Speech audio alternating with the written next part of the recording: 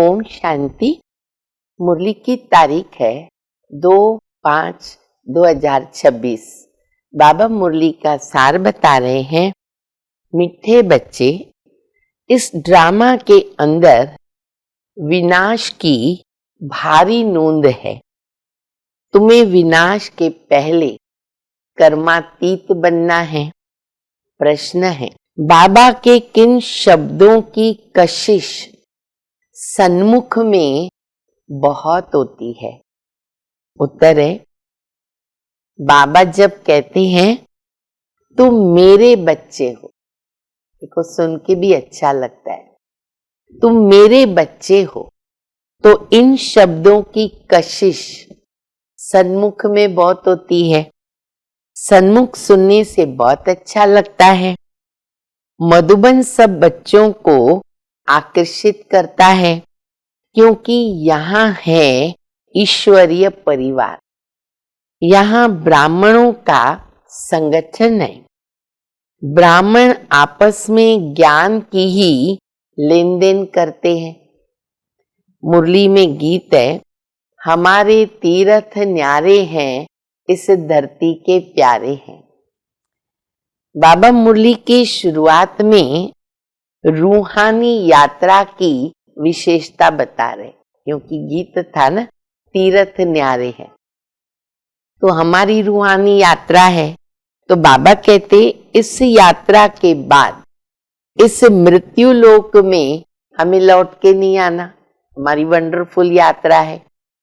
तो ऐसी यात्रा न कभी होती नहीं कि हम वापस न आवे।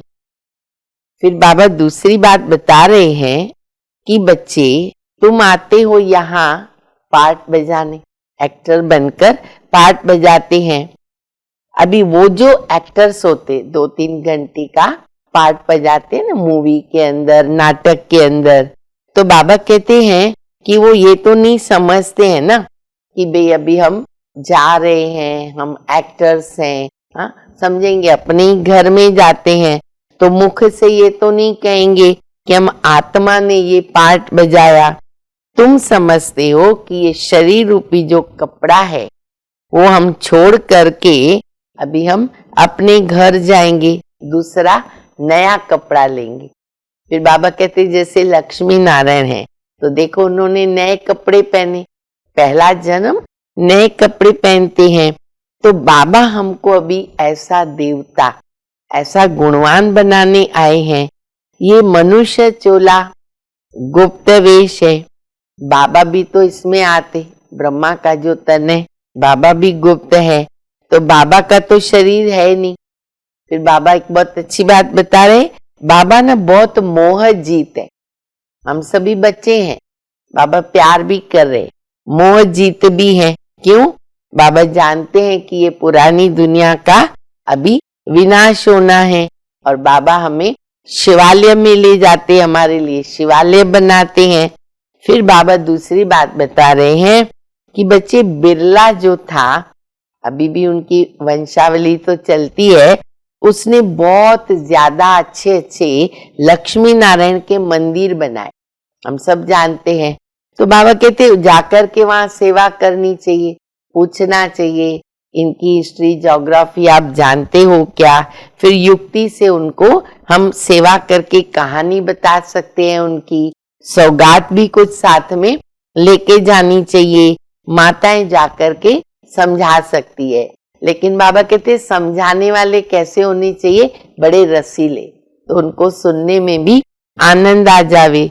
फिर बाबा बता रहे हैं कि बच्चे, सन्मुख सुनने में बहुत अच्छा लगता है। मधुबन जाते सन्मुख सुनते बहुत अच्छा लगता है। क्यों? बाबा कहते हैं तुम मेरे बच्चे हो, मैं तो जन्म मरण में नहीं आता, तुमको आना पड़ता है। पर बाबा अजन्मा भी नहीं कहेंगे। क्यों? क्योंकि बाबा का दिव्य जन्म है। बाबा कहते मैं गर्भ में प्रवेश नहीं करता हूँ, मैं इस बूढ़े तन में, ब्रह्मा के तन में आता हूँ और इनमें प्रवेश करके समझाता हूँ। फिर बाबा दूसरी बात बता रहे हैं कि बच्चे, तुम बाबा को ज्यादा से ज्यादा याद करो, उसकी युक्तियां रचो। कैसे? जैसे भोजन पर जब बैठते हैं ना, तो एक दो को इशारा दो, बाबा को याद करो। कई पूछते हैं ना, बाबा याद है? तो एक दो को याद कराओ, इशारा दो। फिर बाबा कहते मधुबन तो देखो बहुत बड़ा संगठन है। बाबा बता रहे थे ना, सन्मुख में बड़ा मजा आता है। क्यों? यहाँ बड़ा संगठन है और ब्राह्मणों का ही संगठन है। बच्चे यहाँ से जाएंगे तो बाहर फिर अज्ञानी लोग भी होते हैं ना, तो बाबा कहते फिर उनके साथ विकारी भी होते हैं, वो उनके साथ रहना पड़ता है। फिर उनके साथ रहते हैं तो उनकी कशिश हो जाती है। तो बाबा फिर ये भी बात बता रहे कि फर्स्ट नंबर है बाबा के सन्मुख मुरली सुनना। फिर दूसरी बात बाबा बहुत अच्छी बता रहे हैं कि जिनका जो धर्म होता है ना, तो अंत मते सो उनकी गति हो जाती। मान लो कोई साधु संत है, बहुत शास्त्र आदि पढ़ा और फिर उसने शरीर छोड़ा, तो बचपन में ही फिर जाकर के वो शास्त्र पढ़ने लगते हैं। ऐसे नांगे बाबा होते हैं, फिर उसी धर्म में जाकर जन्म लेते हैं। ये भी एक ड्रामा बना हुआ है। लेकिन अभी सब की वानप्रस्थ अवस्था है। अभी तो बाबा कहते बच्चे विनाश होना है। हाँ, विनाश भी होता रहेगा, कोई कोई जन्म भी लेते रहेंगे। जो हिसाब किताब है वो तो सबको पूरा करना है, रह जाएगा तो सजाएं भी खानी पड़ेगी। कई बच्चे चार्ट लिखते हैं, चार्ट लिखने के बाद भी माया से हार खाते हैं। तो बाबा कहते नहीं बच्चे, ध्यान दो, बाबा को याद करो। ये जो विनाश है ये ड्रामा में नूंदा हुआ है, ये बहुत भारी नूंद है ड्रामा के अंदर। तुम्हारी अवस्था उस समय बहुत अच्छी एक रस रहेगी, तुम सदैव हर्षित रहेंगे। बॉम्ब्स के द्वारा नेचुरल कैलिमिटीज आदि होती है, वो भी बाबा को इस कलयुगी दुनिया का विनाश करने में मदद करती है। अभी हम सुनेंगे धारणा के लिए मुख्य सार। तन मन धन से रूहानी सेवा में मददगार बनना है। सबको अल्लाह का परिचय देकर वर्षे का अधिकारी बनाना है। विनाश के पहले कर्मातीत बनने के लिए बाबा की याद में रहना है। दूसरा, बाप समान मोह जीत बनना है। आत्मा का आत्मा से जो मोह हो गया है उसे निकालकर एक बाबा की लगन में मगन होना है, बाबा से लगन लगानी है। वरदान है, सर्वशक्तिमान के साथ की स्मृति द्वारा समस्याओं को दूर भगाने वाले परमात्म स्नेही भव।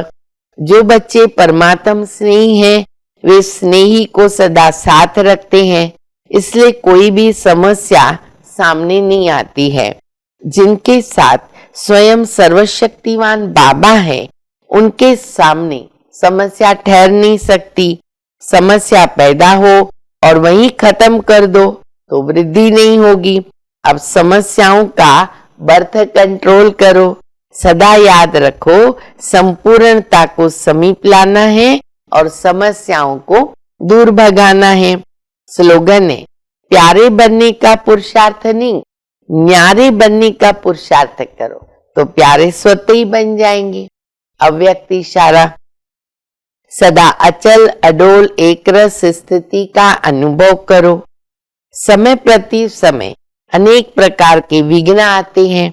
कोई अच्छे अनन्य स्टूडेंट माया के वशीभूत होकर एंटी हो जाते और सेवा में डिस्टर्ब करते हैं। तो ऐसे समय पर घबराते तो नहीं हो।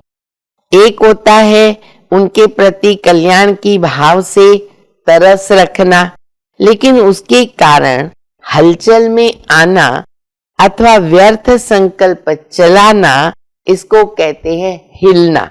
जो हर आत्मा के पार्ट को साक्षी दृष्टा स्थिति में स्थित रहकर देखते हैं, वो अचल अडोल और एक रस रहते हैं। अच्छा, मीठे मीठे सिकिलदे बच्चों प्रति माता पिता बाप दादा का याद प्यार और गुड मॉर्निंग। रूहानी बाप की रूहानी बच्चों को नमस्ते। हम सभी रूहानी बच्चों की रूहानी माता पिता बाप दादा को याद प्यार, गुड मॉर्निंग, नमस्ते नमस्ते, शुक्रिया बाबा शुक्रिया। ओम शांति।